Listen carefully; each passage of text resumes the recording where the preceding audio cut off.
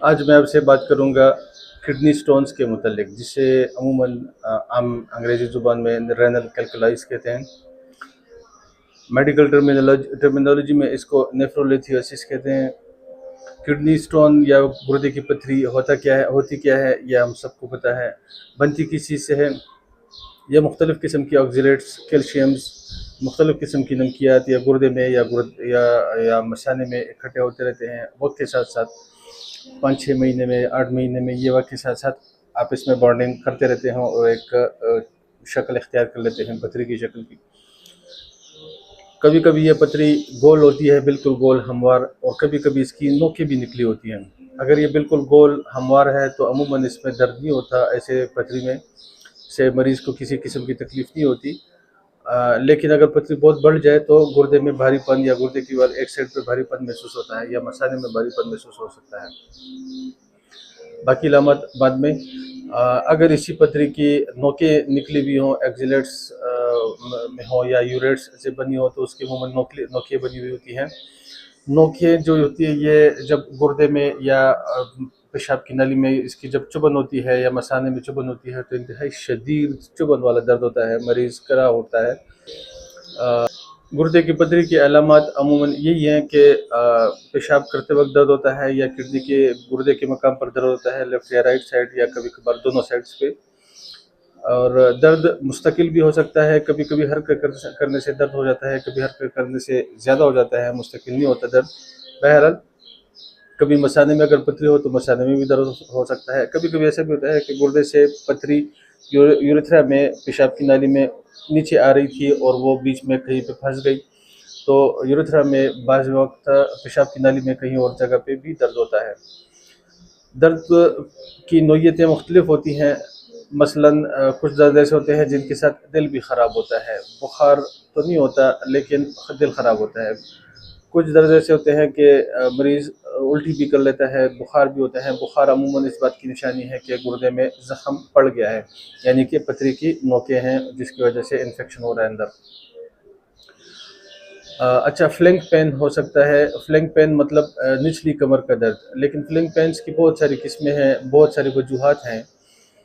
इसलिए डायग्नोसिस करते वक्त हमें ये यकीनन कर लेना चाहिए कि ये फ्लैंक पेन जो है ये किडनी की वजह से है या मसल्स की वजह से है या वर्टेब्रास की स्पाइनल कॉर्ड वगैरह की वजह से। अच्छा, अब डायग्नोसिस कैसे करेंगे? डायग्नोसिस का तरीका ये है कि तशख़ीस का तरीका ये है कि परफ्यूजन अगर करें तो हमें साउंड भी, आवाज़ सुनाई देती है और हमें वाइब्रेशंस भी अपनी हथेली पे महसूस होती है।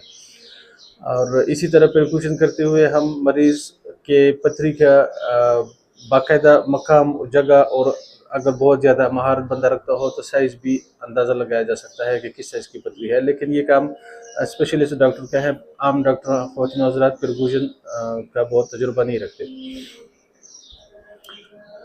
इसके अलावा डायग्नोसिस के लिए अगर हम टेक्निकल तरीक़ों पे जाएँ तो अल्ट्रासाउंड सबसे बेहतर है। एक्स-रेज़ मुझे अच्छी नहीं लगती, कोशिश करना चाहिए। एक्स-रेज़ का रेडिएशन का बहुत ज़्यादा नुकसान होता है, साइड इफ़ेक्ट्स बहुत होते हैं। अल्ट्रासाउंड्स के भी बहुत ज़्यादा नुकसान होते हैं, लेकिन बहरहाल एक्स-रे के बनिस्बत बहुत कम। अल्ट्रासाउंड करवा के हम तशख़ीस कर सकते हैं पथरी की जगह, उसकी नोयत और उसका साइज़ और उसकी ऊपरी सरफेस का अंदाज़ा लगा सकते हैं कि क्या चीज़ है और कितनी कहाँ पर मौजूद है। पेशाब की अगर टेस्ट करवाया जाए तो उसमें ऑक्ज़लेट्स यकीनन ज़्यादा होते हैं। कभी कभी खून भी आता है पेशाब में, पस या म्यूकस पेशाब में हो सकता है। ऐसे मरीज़ों को अमूमन पेशाब मुश्किल से आता है, ये तो हमको पता है। लेकिन कभी कभी ऐसे भी आपने देखा होगा कि मरीज़ लेटकर या किसी एक साइड पर बैठकर पेशाब कर सकता है। सीधा खड़े होकर या सीधा बैठकर पेशाब करना उसके लिए दुश्वार होता है। पेशाब रुक रुक के आता है या मुकम्मल बंद हो जाता है। इसका मतलब ये है कि पथरी मसाने में है, और मसाना अगर थोड़ी सी जगह दी जाए तो मसाना खुलकर यूरेथ्रा खुलकर पेशाब के लिए रास्ता खुल जाता है।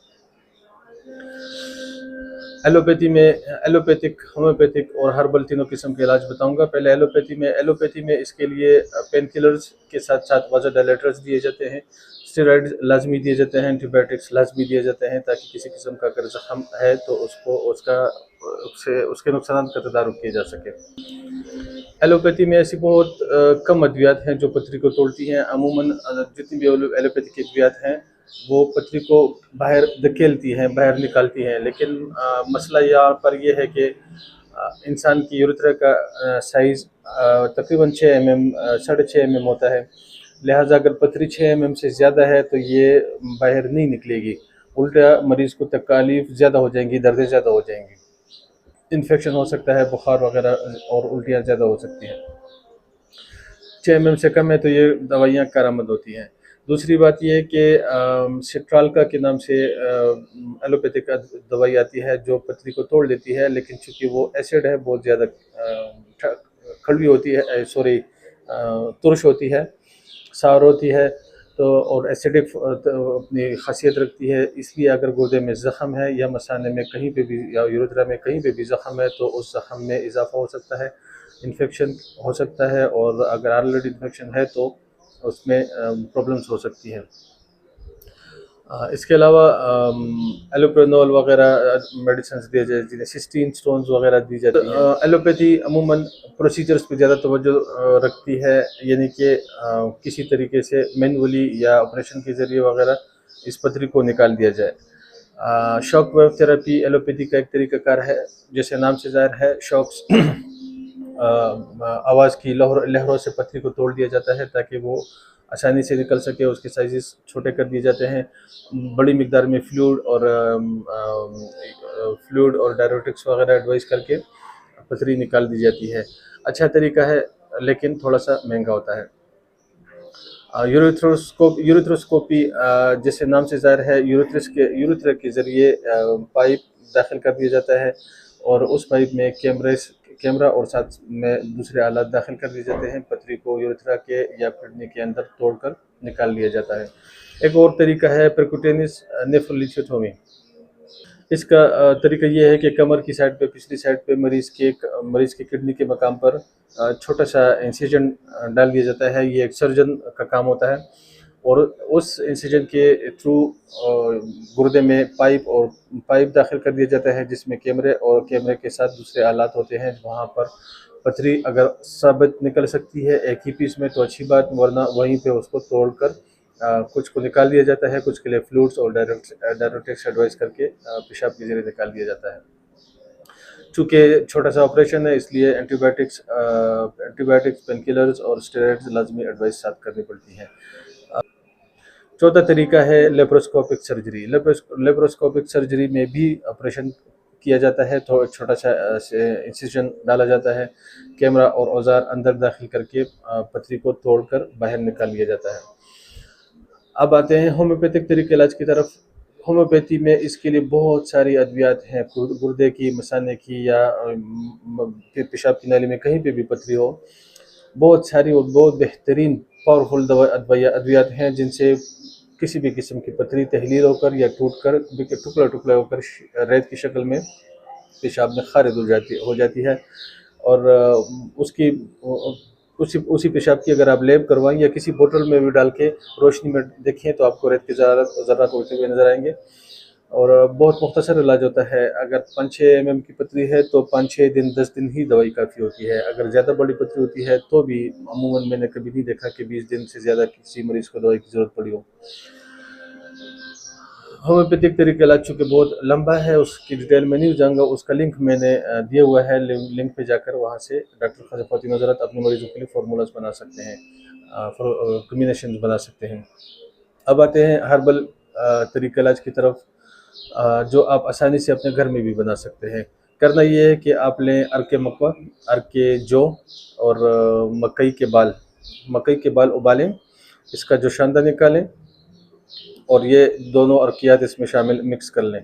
फिर लें तुख्म कासनी 1 तोला, कुलतही 9 माशा, संग यहूद 9 माशा, कलमिशूरा 9 माशा और नमक सीना 3 माशा। ये मैंने आपको एक खुराक की रेशो बता दी है। इस रेशो के हिसाब से आप अपने लिए 10 दिन की दवाई बनाएं। तमाम अद्वियात अच्छी तरह कूट कर, अच्छी तरह छान कर बारीक से फूह बना लें और तीनों अर्कियात जो आपने मिक्स किए हुए हैं इनके साथ 1 कप अर्क के साथ, 1 प्याली अर्क के साथ 1 छोटा चम्मच टीस्पून सुबह दोपहर शाम खाने के 1 घंटे बाद लेनी है। नहर मुँह ना लें, उसकी वजह ये है कि इससे फिर आपको बहुत शदीद एसिडिटी होगी। खाने के 1 घंटे बाद लिया करें। अगर आपको ख़तरा है कि अर्कियात आपको ख़राब हो सकती हैं, फ्रिज में रखने से भी अगर ख़राब हो सकती हैं, तो उसमें सैलिसिलिक एसिड थोड़ा सा डाल दें। अब सैलिसिलिक एसिड कहाँ से लें? सैलिसिलिक एसिड आपके पास घर में मौजूद है।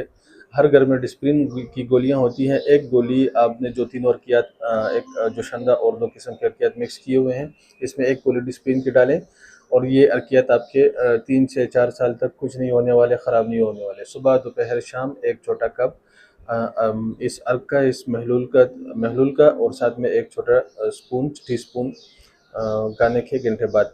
परहेज़ क्या करना है? परहेज़ पालक का साग, तमाम किस्म की दालें, अंडा, आलू, चावल, दूध से बनी हुई कोई भी चीज़, चीनी ये इस्तेमाल, और सब्ज़ और लाल मिर्च और सांड या भैंस का गोश्त बिल्कुल इस्तेमाल नहीं करने। चीनी की जगह गुड़, शक्कर, खजूर इस्तेमाल करवा सकते हैं। बनाइए, फ़ायदा उठाएँ, मुझे भी दुआ में याद रखिए। Thank you.